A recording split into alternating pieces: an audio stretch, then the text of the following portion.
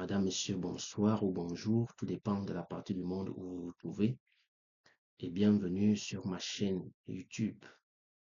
Je suis Thomas Dakantabi Mavok, enseignant, traducteur, réviseur professionnel et auteur de l'ouvrage de traductologie de la sémantique à la traduction, une approche sémantico-morphosyntaxique de la traduction. Je vous invite à vous abonner à ma chaîne et à activer la cloche de notification pour ne pas rater toutes les communications que je fais dans le cadre de cet ouvrage. Alors, je vais vous entretenir sur la thématique, la traduction humaine et l'intelligence artificielle. Il faut comprendre que la traduction automatique est née depuis 1954 avec le système Georgetown IBM qui a réussi à réaliser des traductions du russe vers l'anglais. Plus tard, des moteurs de traduction automatique ont été développés, notamment le système Sistrunk, Google Translate et bien d'autres. Alors, il faut comprendre qu'il y a plusieurs types de traduction automatique. En premier lieu, nous avons la traduction automatique statistique qui s'appuie sur des dictionnaires, des entrées de dictionnaires qui sont insérées dans des moteurs de traduction et qui servent de données pour analyser des nouveaux textes qui seront proposés comme textes à traduire. La particularité de la traduction automatique statistique, c'est qu'elle est beaucoup plus littérale parce qu'elle s'appuie sur des dictionnaires et elle analyse des textes sur la base des unités linguistiques. C'est-à-dire, elle divise le texte en segments de traduction qu'on divise encore en unités linguistiques. Ça fait que la traduction est littérale. Mais en 2015, la traduction automatique a connu une avancée majeure. C'est-à-dire que la traduction automatique statistique a muté en traduction automatique neuronale, avec la particularité que des bitextes, c'est-à-dire des textes traduits par des humains, sont insérés dans les machines. Et lorsque vous insérez un nouveau texte, les moteurs de traduction automatique analysent le nouveau texte sur la base des traductions qui ont été précédemment introduites dans la machine et vous propose des traductions qui sont un peu proches des traductions humaines. En fait, la traduction automatique neuronale fonctionne un peu comme le cerveau humain dans la mesure où elle analyse globalement les énoncés. Ce n'est plus en termes d'unités linguistiques qu'on va traduire séparément et qui vont générer une traduction globale littérale, mais cette fois-ci, cette fois-ci, les textes sont analysés de manière globale, c'est-à-dire les phrases, on analyse les phrases, les moteurs de traduction automatique analysent des phrases et des paragraphes pour produire des traductions qui sont proches des traductions humaines. Après la traduction automatique neuronale, il y a l'intelligence qu'on appelle l'intelligence artificielle générative. C'est ce type d'intelligence qui est capable de générer de nouveaux contenus sur la base des contenus qui sont déjà introduits dans la machine. Parmi les outils d'intelligence artificielle générative, vous avez par exemple ChatGPT, Notion AI, Microsoft Copilot, Perplexity, DeepL ou encore Tiger qui a été développé par Terminotis et bien d'autres logiciels.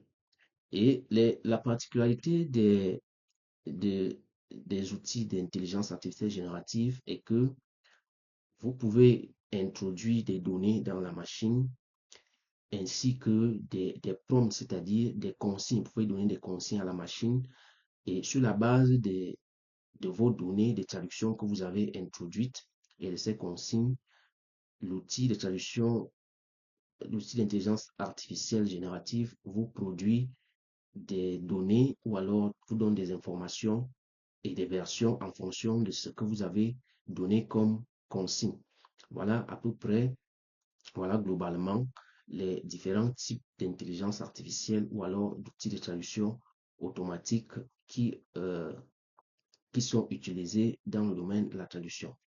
Alors, pour revenir sur la question que la journaliste m'avait posée à l'occasion de la Journée internationale de la traduction qui s'est célébrée le 30 septembre dernier, la journaliste m'avait demandé s'il est possible que le traducteur, si le métier de traducteur est menacé au regard de l'ampleur que prend l'intelligence artificielle. J'avais répondu à cette question par non et je vais reprendre la même réponse pour dire que, en réalité, le traducteur n'est pas menacé. Le traducteur n'est pas menacé parce que la traduction automatique, ou alors l'intelligence artificielle, c'est une intelligence hybride. Hybride, pourquoi? Parce que l'homme intervient en amont. C'est l'homme qui produit des traductions, les insère, les entre dans la machine et c'est l'homme qui, en aval, devrait vérifier les traductions que la machine va lui proposer. Ça veut dire que l'homme intervient à deux niveaux.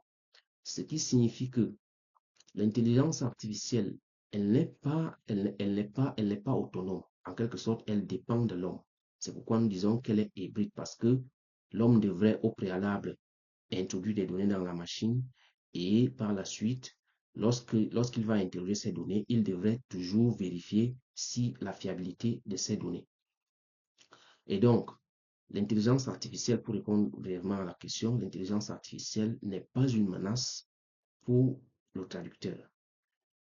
Il est vrai que euh, cette intelligence a fait chuter les prix de la traduction en traduction freelance, mais fondamentalement, ce n'est pas une intelligence qui peut remplacer l'homme parce que la machine ne remplace pas l'homme, la machine accompagne l'homme.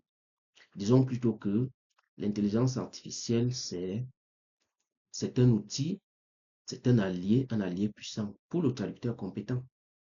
Parce que lorsque vous êtes compétent, vous êtes capable d'évaluer la traduction que la machine vous propose et vous choisissez la bonne formule.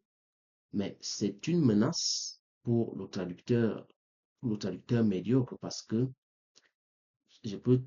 on peut plutôt dire que c'est une menace pour le traducteur médiocre parce que lorsque vous n'êtes pas compétent, vous allez reproduire ce que la machine va vous proposer.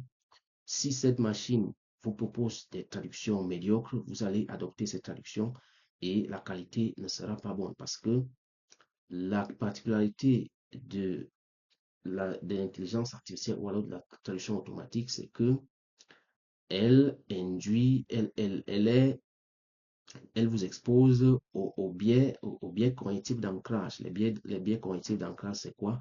C'est la tendance à toujours se fier à la première proposition que vous recevez de la machine. C'est-à-dire que vous introduisez une phrase dans la machine ou un paragraphe, la traduction, l'outil d'intelligence artificielle vous produit une traduction et vous vous fiez à cette traduction au point où vous n'avez pas d'autre formule ou alors vous n'avez pas d'autre solution à proposer. Ce qui fait que si cette formule ou si cette traduction est mal faite, vous allez la reproduire et ça vous expose à la qualité de la traduction ne sera pas risque de ne pas être fiable. C'est ça le risque. Voilà pourquoi il est important d'être compétent en langue pour mieux traduire. L'autre raison pour laquelle l'intelligence artificielle ne peut pas remplacer l'homme, c'est qu'il y a plus de 7000 langues dans le monde. Et les relations internationales sont basées sur la communication. Disons plutôt que la communication interlinguistique régit les relations internationales. Il n'y a pas de communication entre les États, il n'y a pas de relation entre les États si ces États-là ne se comprennent pas. Et il faut comprendre que la communication interlinguistique se nourrit de la traduction. Et donc, ce n'est pas la machine qui va toujours traduire parce que la traduction automatique s'applique beaucoup plus pour des textes techniques, c'est-à-dire par exemple des, des, des, des, des, euh, des outils comme des manuels d'utilisateurs, des soins de santé, des examens médicaux, des, des formulaires de consentement, qui sont déjà des textes qui répondent à une certaine structure et à une certaine terminologie. Alors, la traduction automatique peut être effective peut aider dans pour ce genre de contenu, mais elle n'est pas toujours fiable pour certains contenus qui nécessitent l'expertise humaine. Quoi qu'il en soit, il faut retenir que ce soit la traduction automatique neuronale, que ce soit l'intelligence artificielle générative, l'homme est au centre. L'expertise humaine est obligatoire.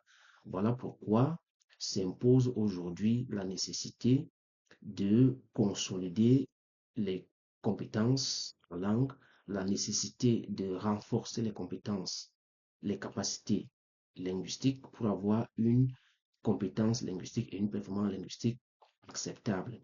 Et pour cela, il faut, il faut faire des recherches, il faut continuer à lire, notamment pour soigner son style et pour avoir les outils nécessaires, les ingrédients nécessaires pour pouvoir bien juger les qualités